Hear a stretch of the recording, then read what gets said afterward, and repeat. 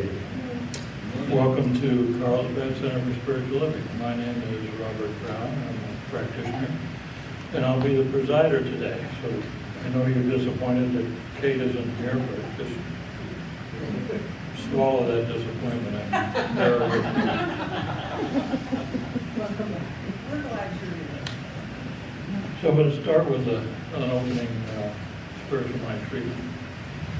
So I invite you all to close your eyes, settle into your seats, be comfortable, put all your cares and worries outside this room. Because in this room we know that there is only one power, only one presence. We commune with the presence and we use the power to bring good into our lives and the lives of those for whom we pray. I give great thanks for this gathering of like-minded people, spiritually minded people, all on our individual paths towards enlightenment. I give great thanks for this, and I give great thanks for the love that abounds in this room, the love between and among us. And I give great thanks for this opportunity for us to get together each Sunday to share our progress along that path to enlightenment.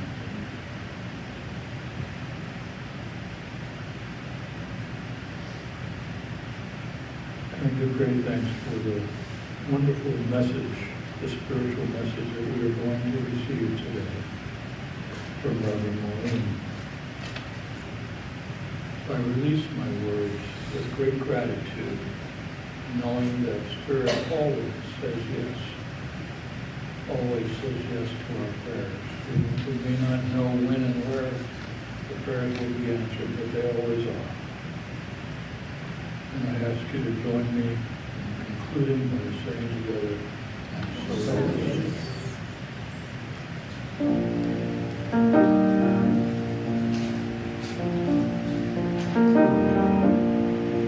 I awaken to the Spirit within me. I awaken to the Spirit within me. I awaken to the Spirit, to the Spirit, to the Spirit. I awaken to the Spirit within me. I awaken to the healing within me. I awaken to the healing within me. I awaken to the healing, to the healing, to the healing. I awaken to the healing within me. I awaken to the love within me. I awaken to the love within me. I awaken to the love, to the light, to the joy. I awaken to the Spirit within me. I awaken to the Spirit within me.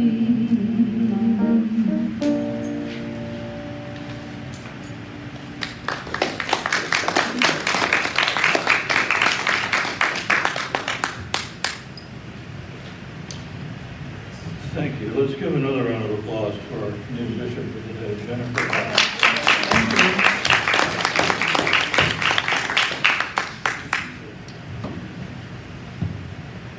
Well, I've already told you I'm me, so you know who I am. So what are you? Why? It's my pleasure to welcome you this morning to Carlsbad Center for Spiritual Living, where we believe that there is a power greater than we are in the universe, and we can use it, and where we come together to teach, demonstrate, and inspire a positive spiritual approach to living.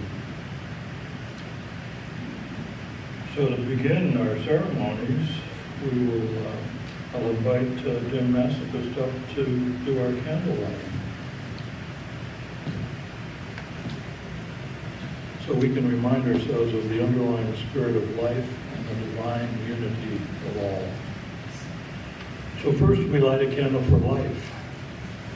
Life is everywhere present, flowing through each and every one of us. There is only one life. That life is God's life, and that life is our life now. Please affirm and say with me, I am life. Next, we light a candle for love. The birth of love happens within each one of us every time we make room for the Christ consciousness in our hearts and recognize our unity. We are points of love within the heart of God. Please affirm and say with me, I am love.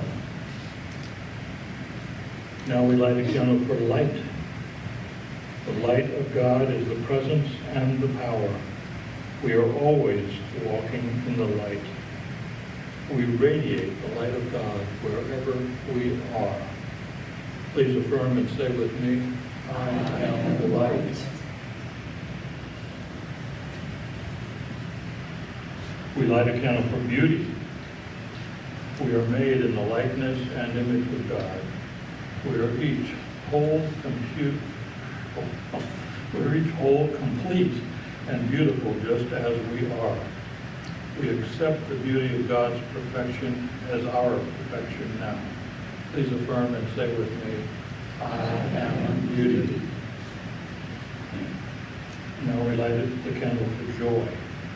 Joy is the very nature of spirit and the true essence of each of us. We celebrate the joy of our own rebirth in the God consciousness. We each bring joy to the world. Please affirm and say with me, I am joy. Now we light a candle for peace. Today and every day we open our hearts to peace. We are each a center of peace in our world. Please affirm and say with me, I am peace. Finally, I invite you to take a moment to recognize your own inner light that is always shining within you as we take a moment to honor our own metaphysical path of wholeness, oneness, and mental healing through the practice of universal spiritual principles. Thank you, Jim.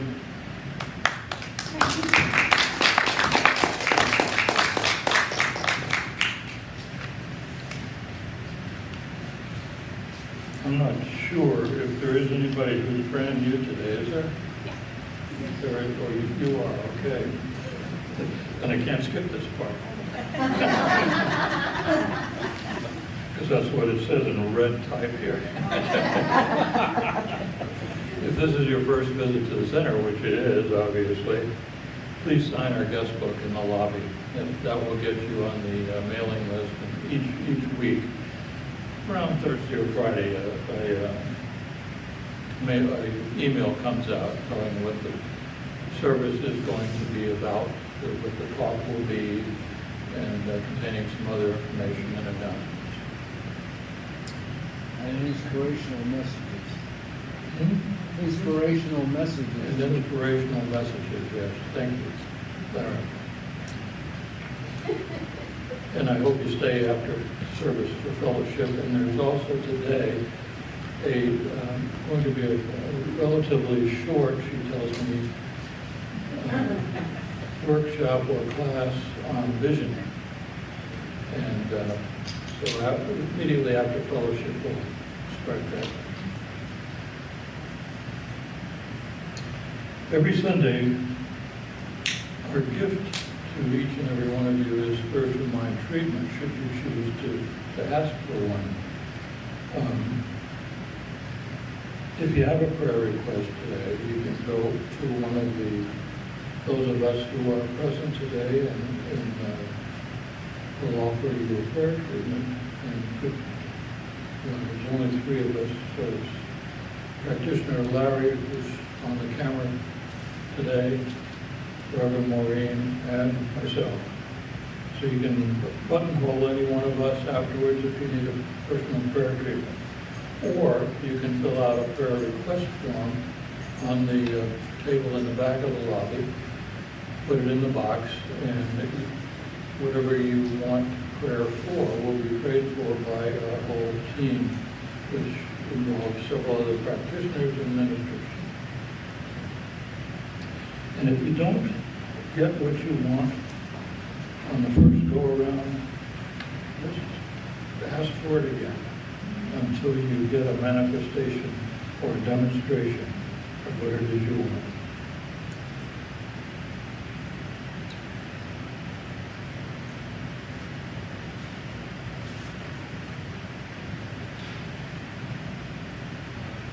Now it's time to say thank you to today's volunteers. And the flowers, as I understand, were brought by Susan Carmen. No? No, Ruth Ann brought the flowers, okay.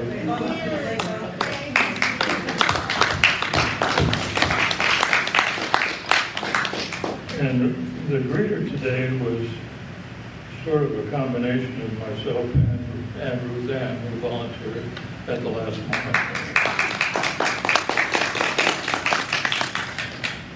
Treats that are out on the table were provided by Reverend Maurene and me.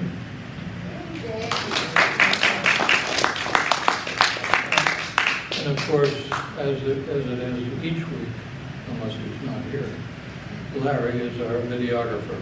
He does an excellent job.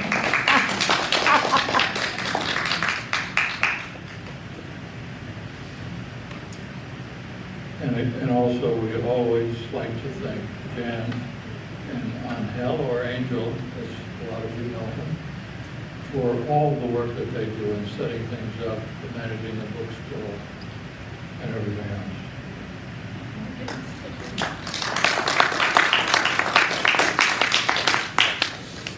Morgan is asking for recognition for being the reader today, but it doesn't show acknowledgement of the reader unless... Yeah, they seem to fix that. Okay, we'll have to talk to Kate, because she's the one who prepares this thing. Remember, there's a volunteer sign-up sheet in the lobby, and we really rely on volunteers to keep things smoothly moving along each and every Sunday.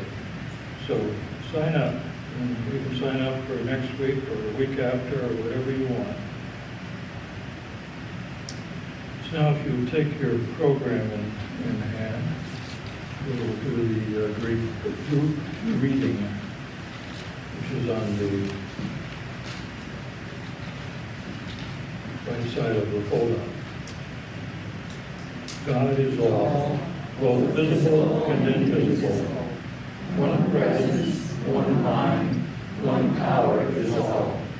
This one that is all is perfect love and perfect abundance.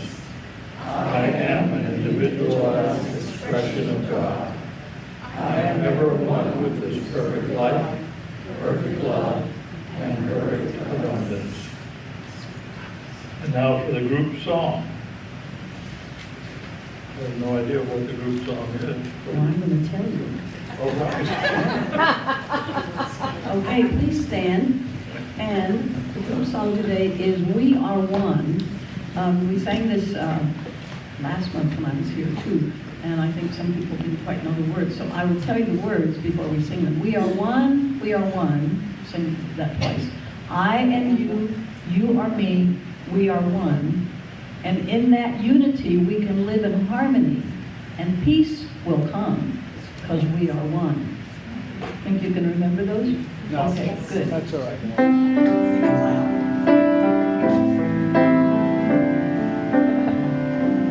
We are one, we are one. I am you, you are me, we are one. And in that unity, we can live in harmony, and peace will come.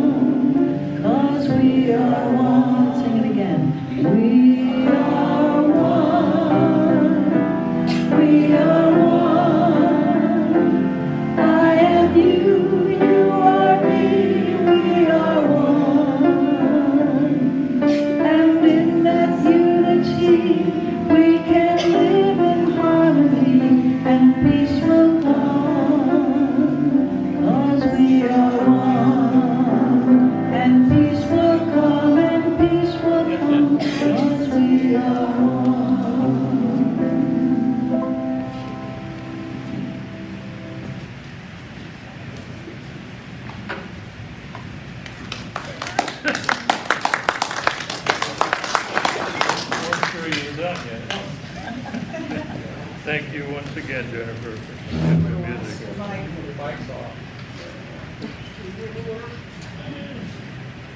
Thank you once again, Jennifer, for that music.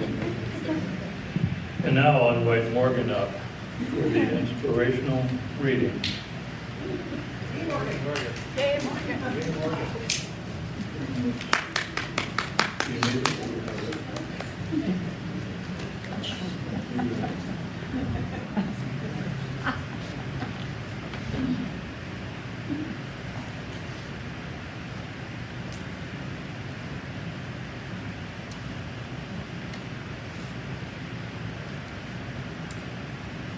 Today's reading is from Living the Science of Mind, a quote from Ernest Holmes.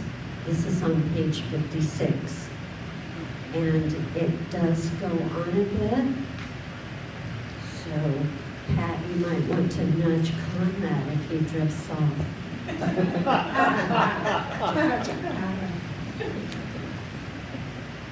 The great spiritual seers of the ages have taught that mankind is on the pathway of an eternal evolution, the purpose of which is to produce in the individual everything that is inherent in the nature of the divine. What is meant by mysticism is to feel back to this fundamental unity, to commune with it, to experience the beneficence of its presence recognized and understood. It would be impossible in the space at our disposal to use exhaustive quotations from the mystics, but you will find a thread of continuity running through them all. You will discover that they all arrived at approximately the same conclusion. It is worthy of note that throughout all their teachings, evil as a thing in itself disappears. Evil as a thing in itself disappears and becomes lack of the knowledge of truth. The theological concept of hell, the morbid teaching of the afterlife are missing from the teachings of the inspired because they knew that we are all in the process of evolution and that finally everyone will arrive at the same place, for God is incarnated in all. In the Bibles of the world and many other sources, one persistent purpose, teaching, and conclusion runs through them all. The universe is a spiritual system, and we are some part of it. God is right where we are, and discovered at the center of our own being. Turning from everything that denies this and quietly contemplating the perfection of the inner man who is an incarnation of God, we meet the great reality in the only place we shall ever discover it, within our own hearts and souls and minds. And so it is.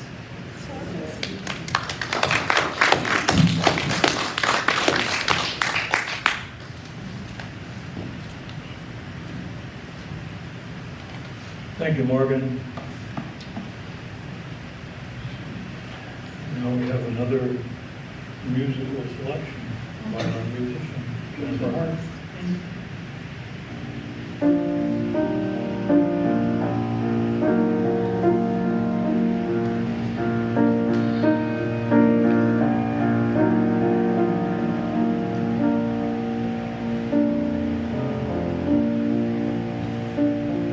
It's not enough to know it.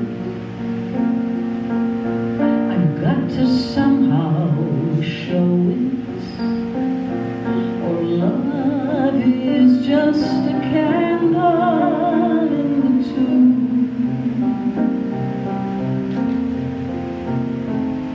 whose fainting lights will soon be gone without new breath to urge it on.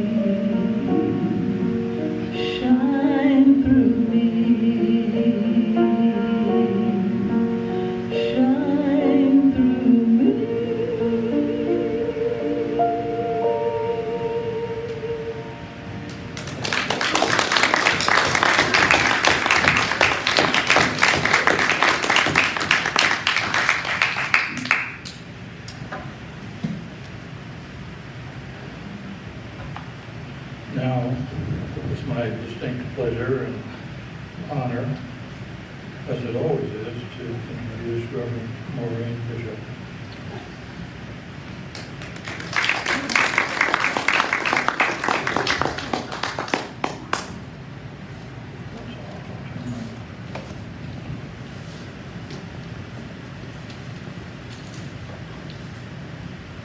Good morning, everyone.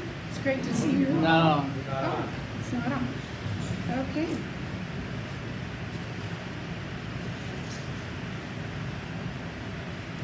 Check. How's that? Okay. Great. Well, good morning. I'm Reverend Maurene, and I want to talk to you about mysticism today. And the mysticism of religious science. Most of you know, or you have the book, The Science of Mind, by Ernest Holmes, our founder. And it is a very mystical religion that we believe in because of two things. We believe in the unity of all, especially the unity of us with God, that God is within. There's never any separation. We also believe in the power that the divine has, that we can use that power. We use that power through our mind. So this is mystical because what is mysticism? It's practicing the presence, I call it. And it's not a mystery because we know exactly how. We're open at the top to new ideas and we practice this communing with spirit. Also, I'm going to talk a little bit about science and mysticism because they're saying the same thing with quantum physics. And talk about how to become a mystic. I've got another talk next week about being a mystic, but this week a little bit about how one becomes a mystic. And mostly the two things, meditation, in which we receive intuition, we listen for the still small voice, and then prayer treatment that we do. So, again, it's not a mystery, like, say, the Masons, the Masonic order. What we teach is not a mystery. We want to share the truth with everyone.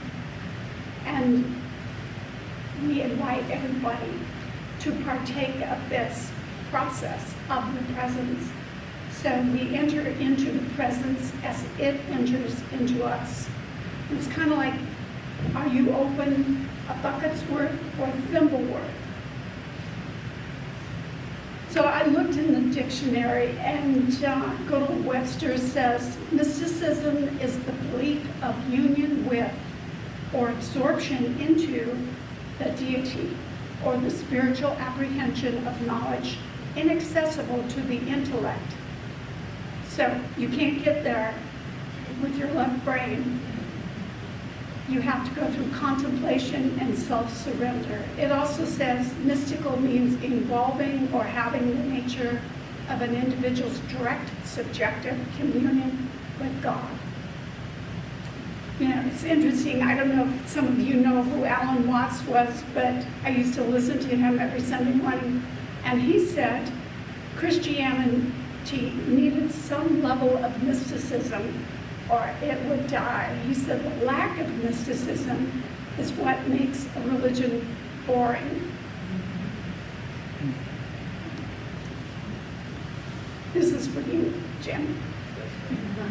Sunday after church, a mom asked her daughter what the lesson in Sunday school was all about. And the daughter said, "Don't be scared, you'll get your quilt."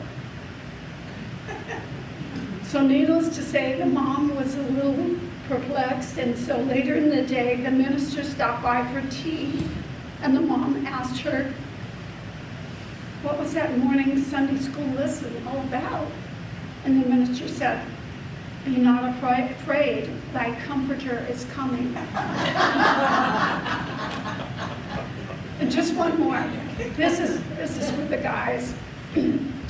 Why was there only bread and wine at the Last Supper?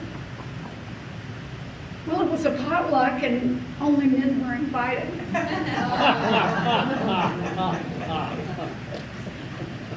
Okay.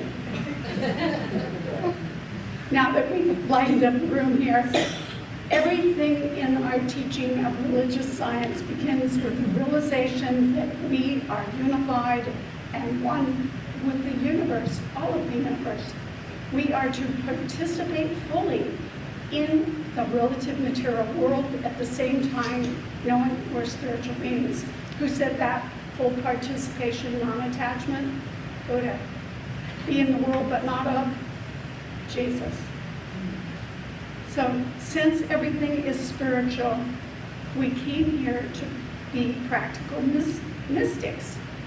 And everything is vibrating energy in different forms: physical, emotional, mental, spiritual. Our journey of the soul is a process of revealing what is already present, the seed within. We reveal that which is within. So the fastest way to reveal the true self is through meditation and spiritual mind treatment. But this idea is not new. Now, have you heard the poetry of Rumi, the Persian poet, or Yogananda, the Indian mystic, or Jesus, the Jew, Meister Eckhart, the German, Walt Whitman, the American, Ralph Waldo Emerson? They all practice communing with Source, communing with the presence. And in this communing, they developed as mystics. I wanted to read to you one particular mystic, which I just recently found some of her writings. Her name was Saint Teresa of Avila. She was from the 16th century. She was Spanish. And she said, "There's a secret place, a radiant sanctuary constructed of the purest elements, overflowing with 10,000 beautiful things. Worlds within worlds, forests, rivers, velvet coverlets thrown over feather beds, fountains bubbling beneath a canopy of stars, beautiful forests, universal libraries, a clarity so complete you will never again forget.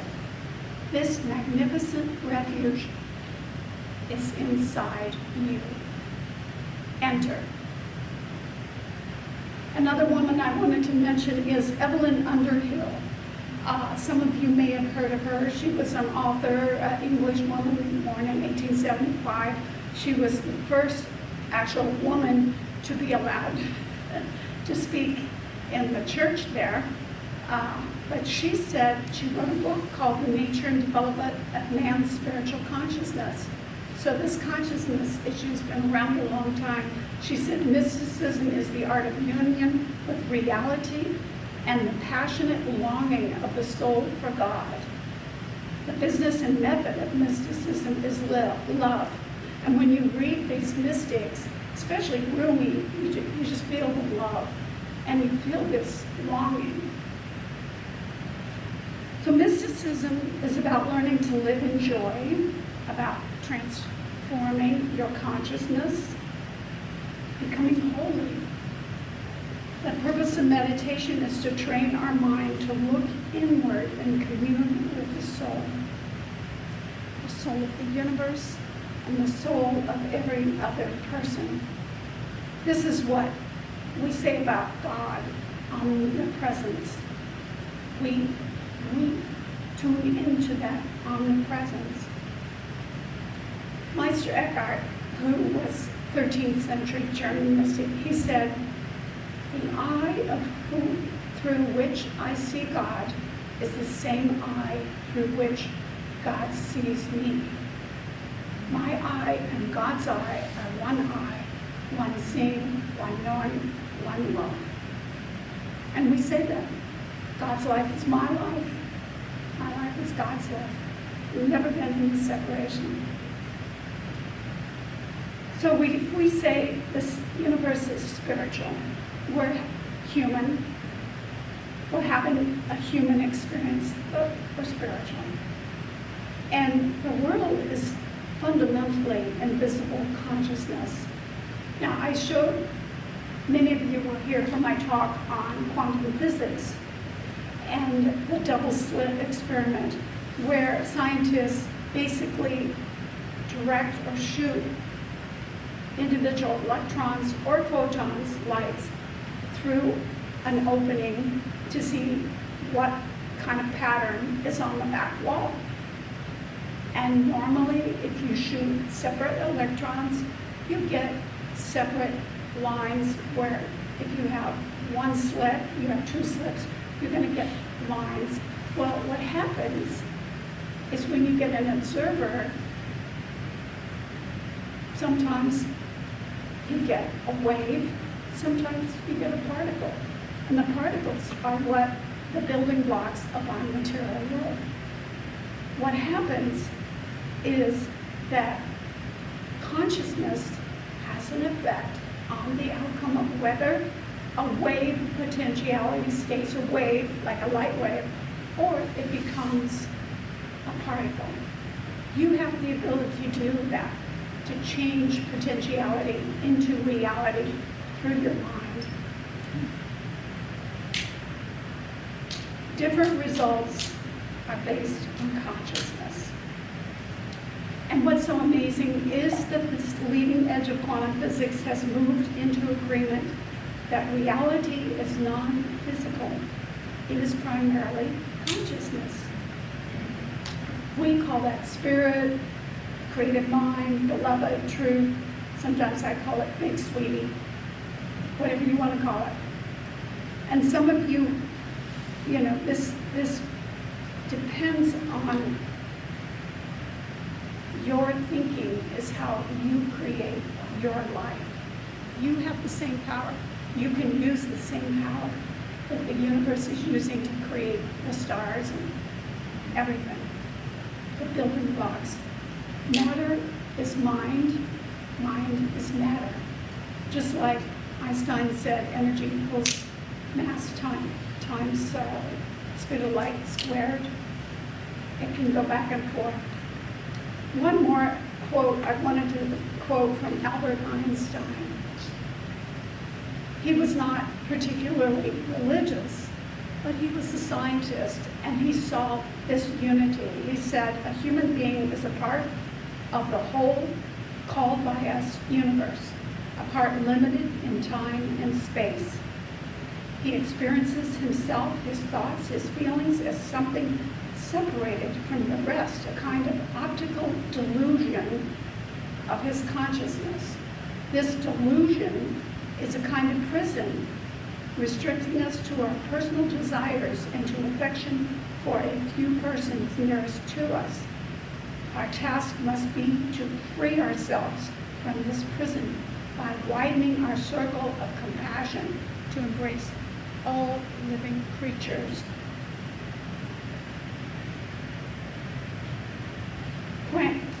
Fritjof Capra, you may know him. He's the writer of the book, The Tao of Physics. I don't know, some of you may have read that.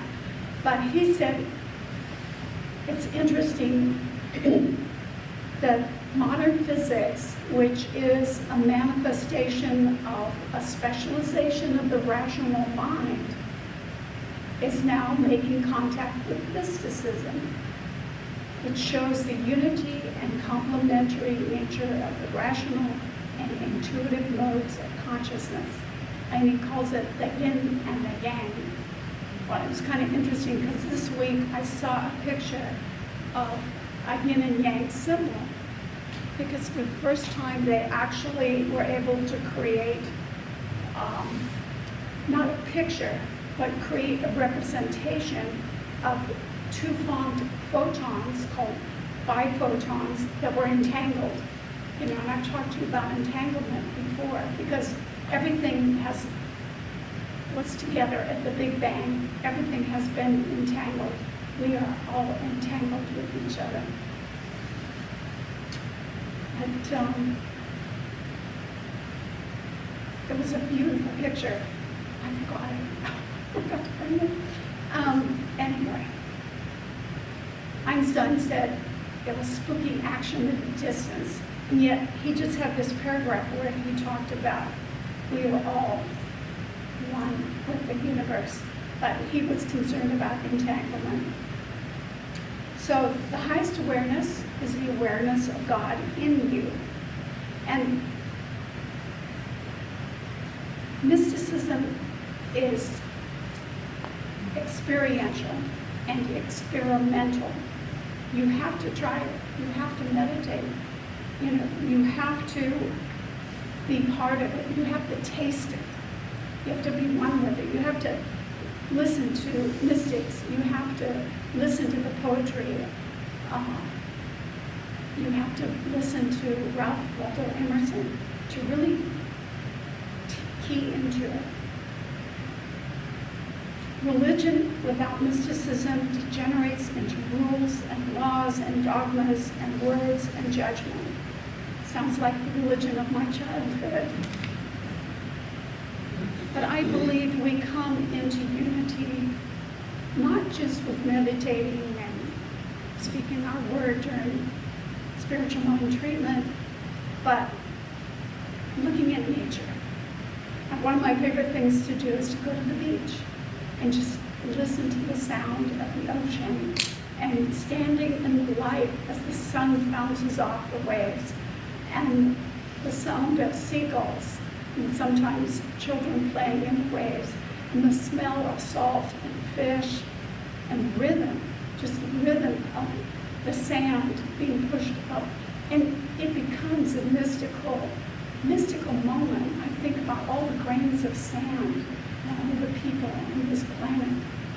So that, or sometimes you can do it through music.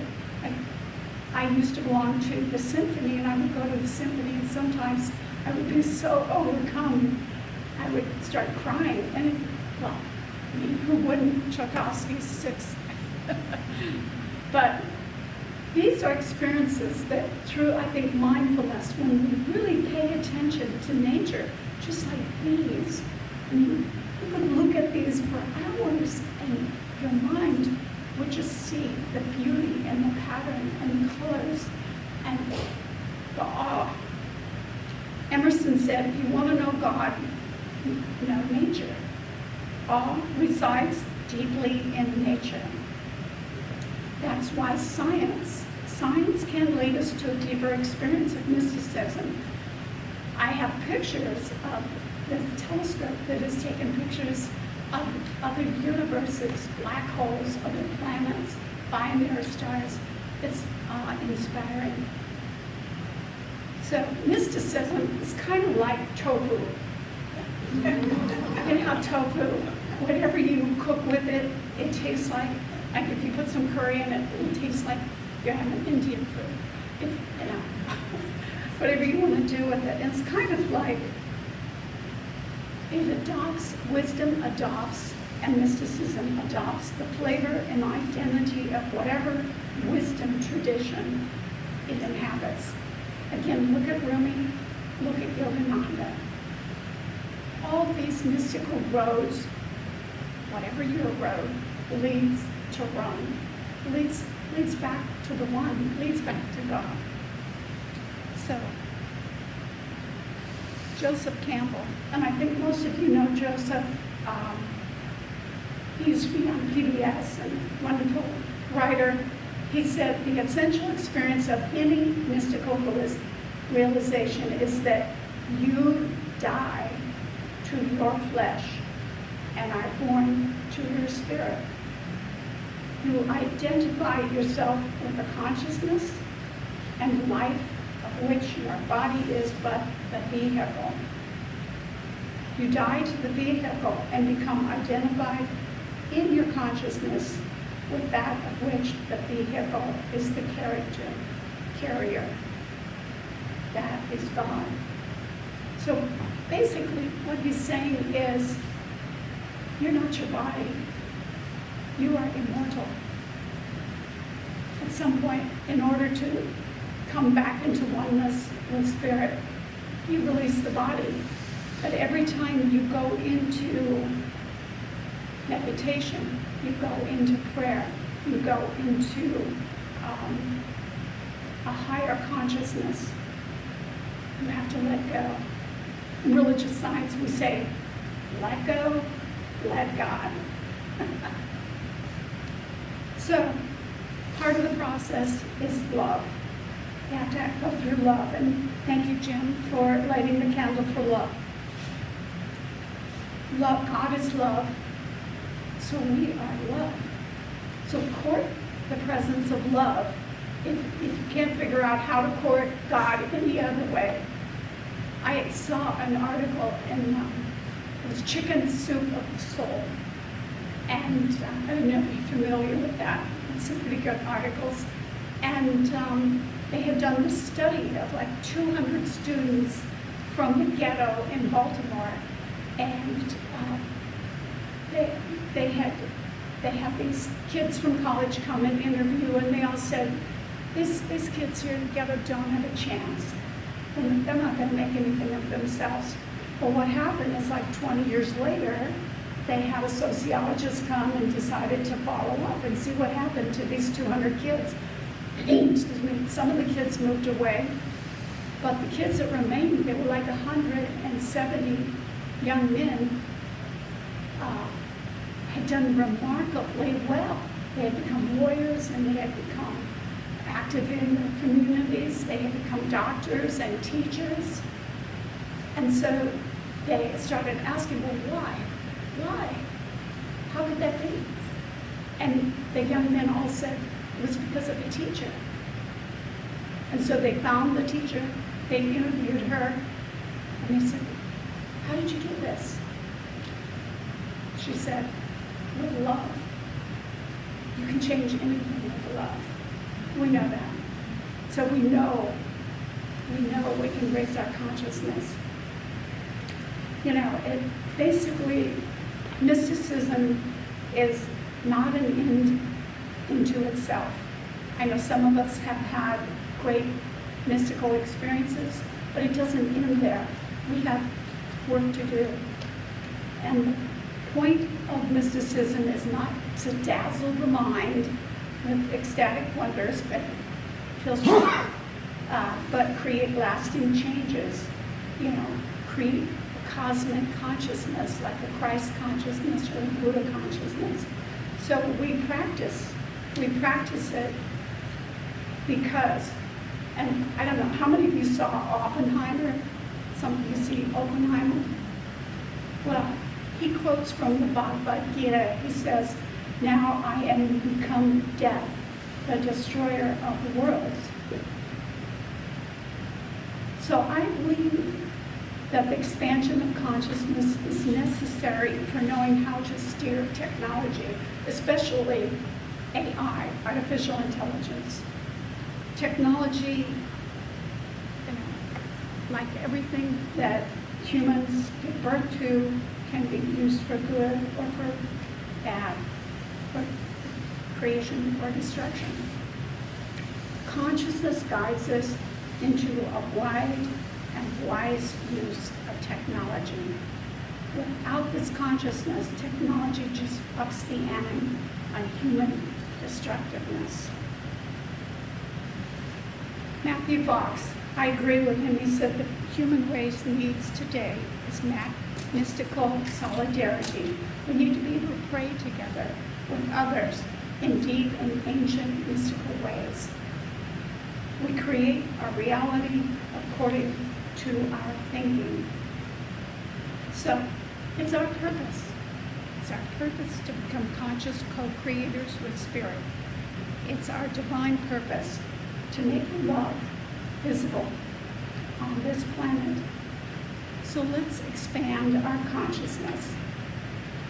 Commune with Spirit, allow love to flow through us, in us, and as us. We're all one. So just say with me, in closing, I am one with God. I am one with God. And so it is. Thank you.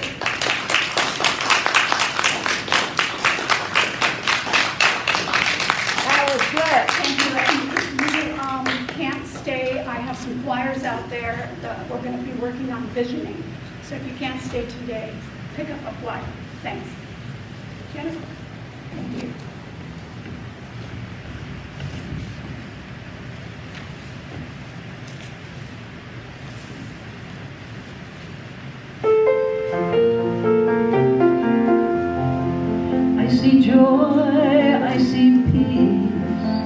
see goodness surrounding me. I see love in every breath I breathe. I see God in everything. I see happiness, I see freedom. I see the beauty that lives in me. I see perfection in what life brings. I see God in everything. I feel joy, I feel peace. I feel goodness surrounding me. I feel love in every breath I breathe. I feel God in everything.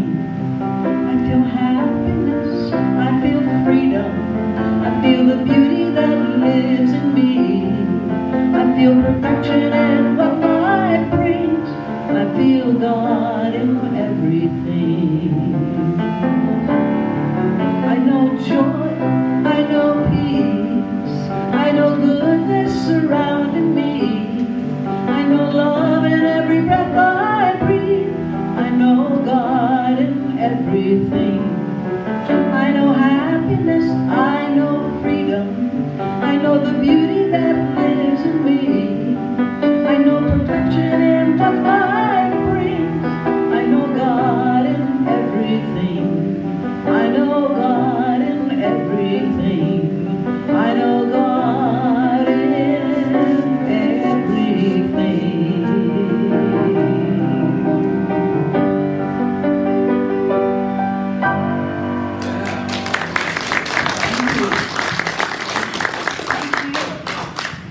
Well, this is our time for conscious giving.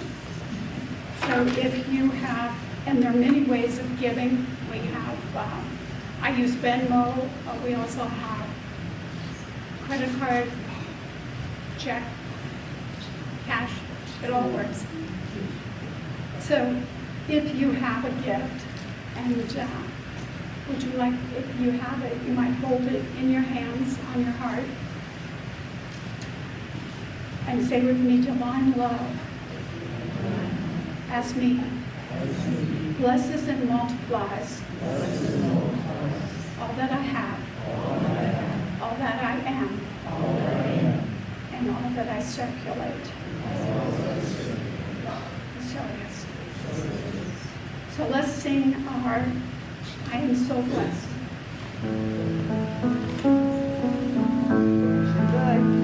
I am so blessed, I am so blessed, I am so grateful for all that I am. I am so blessed, I am so blessed, I am so grateful, I am so blessed. And let's repeat it.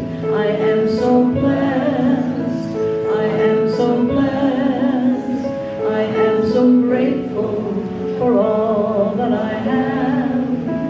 I am so blessed, I am so blessed, I am so grateful, I am so blessed. Thank you, everyone, for your tithes. Thank you, Jennifer. So this is time for a closing prayer treatment. So if you want to get comfortable, just take a deep breath and just know with me in consciousness, there is only one life, God's life, right here where we are in this room, all powerful, all knowing, everywhere present. And I know this for everyone that we are one with it. And the I of whom I speak is you when I say I am one with this power. I'm one with the love. I'm one with the light. I'm one with life. Today and every day, I open my consciousness to receive even greater and greater love, intuition, direction. I am blessed, blessed with life, blessed with this love that is ever supporting me and created me and gives me the freedom of choice. I raise my consciousness when I am mindful and I know exactly what my choices are, and I make wise choices. I make choices for good. I allow the Spirit to flow through me in every choice that I make.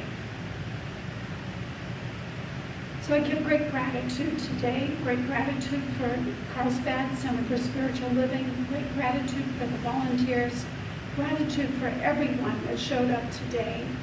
And I know that life is unfolding in a divine and wonderful order. It is all good. It is all God. So I release my word knowing it is acted upon as I have spoken it into the mind of God. I release, I let go. I know it is so. And together we say, so it is. Thank you, and join us for fellowship.